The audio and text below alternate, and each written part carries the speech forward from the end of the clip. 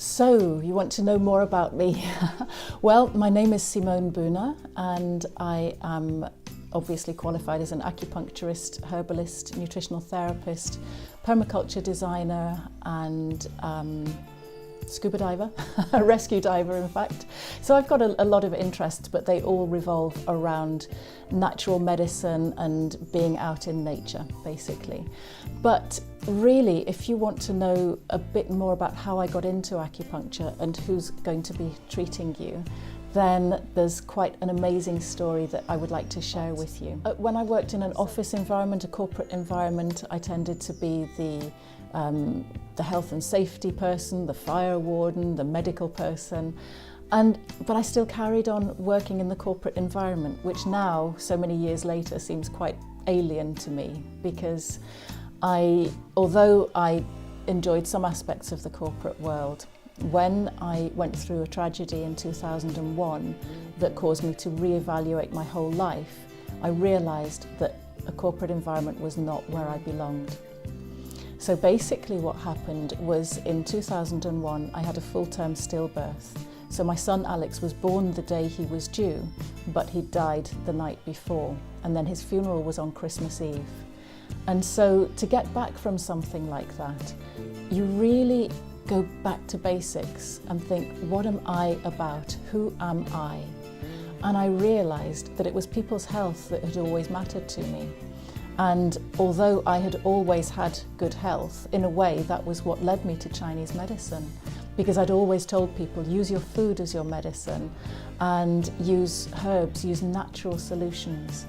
And so I couldn't understand what had happened to me, why I'd had a stillbirth, why I'd had miscarriages before that, when I was such a healthy person. And so I decided to study Chinese medicine to learn a lot more about it. And it's really been an absolutely amazing journey. I haven't looked back. I think the way the Chinese look at the body, the wisdom from actually 5,000 years ago, officially 2,000 or 2,500 since it was all brought together into a modality of medicine. But the information they gathered is from millennia, and it's absolutely phenomenal. So I wanted to study herbal medicine, but I was told that's postgraduate and I had to study acupuncture as an undergraduate degree first. So I did both of those, and at one stage I was studying both at the same time, and I'd just given birth to my daughter and my son was a toddler, and one day I just thought, I can't do this. How am I going to pass my exams? So that left me in a bit of a quandary. Now, keep that in mind, because I want to backtrack a little bit and give you some of the history. So I grew up without a dad, and I didn't know anything about him. I didn't know anything about that side of the family. And it was always quite a taboo subject. And so I got to the age of about 23 when I said, hang on, this taboo's got to stop. Tell me about my dad. And I found out what his name was, and that he'd lived in the UK, and he'd lived in Canada, and he'd lived in Germany, and that he was a welder. And that was pretty much all I knew about him. So I contacted various agencies and I said, I'm English, I'm tracing my family tree. I know that I was conceived in Toronto in 1968. Could you trace my dad through driving license details or hospital or prison records? But every agency I spoke to said, no, there's no chance. What country was he born in? I don't know. What year was he born? I don't know. What's his date of birth? I don't know. I didn't know anything about him. So I completely drew a blank with the agencies, and none of the family knew apart from my mother. And she wasn't ready to be forthcoming because it was a difficult time for her, because I was born in 1969. And she was an unmarried mum, which was a taboo subject anyway. So fast forward a few years, and I still didn't know who my dad was, but by then I was living in California, and I spent 3 months there. And while I was there, I had a recurring dream. Every night, same dream. And it was about my dad, and I knew that it was time to find him. So I got up one day and I acted on my dream, And although I didn't know it at the time, it turns out that within 1 hour I had his address in Texas.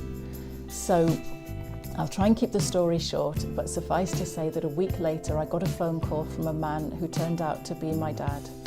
And he is Jamaican, and that's why there was such a taboo subject around it. I thought maybe somebody in his family was, because my hair is a bit wild and, you know, I could see the traits, but I didn't expect it to be my dad. And so I'd spent the first 30 years of my life being white, effectively, and then suddenly I found a whole new side of my family. So then let's scoot back forward, let's scoot forwards again to when I was trying to sit my exams in herbal medicine and acupuncture and look after the toddlers, or the baby and the baby on the way. And I hadn't met my dad by that point, because just when I traced him, my visa ran out in America, and so I couldn't travel to Texas to meet him.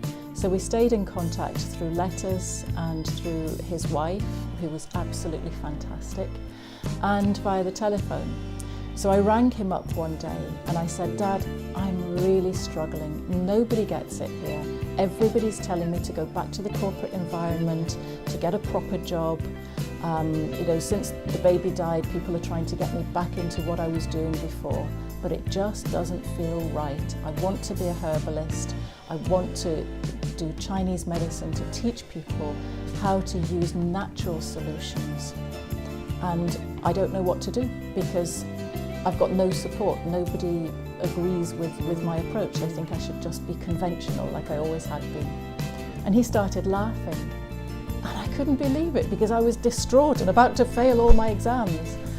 And he said, well, you know why I'm laughing, don't you? And I said, no.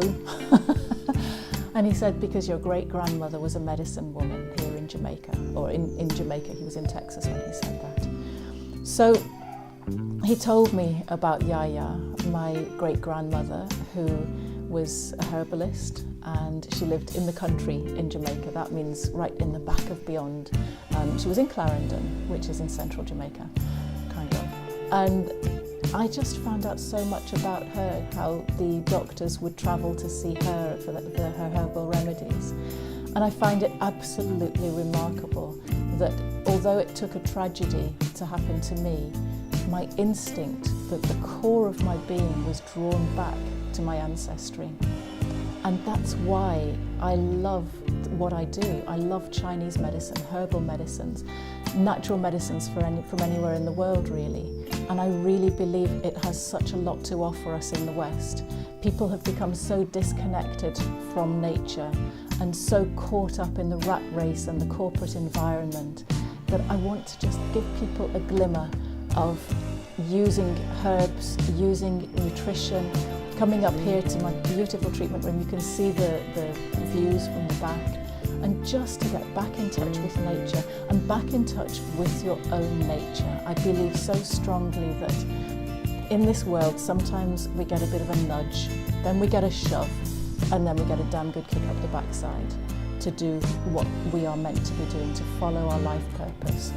And too many of us are too busy trying to fit in. I did that for too long. And I can tell you that although it hasn't been plain sailing following my heart, it has absolutely been the best thing to do.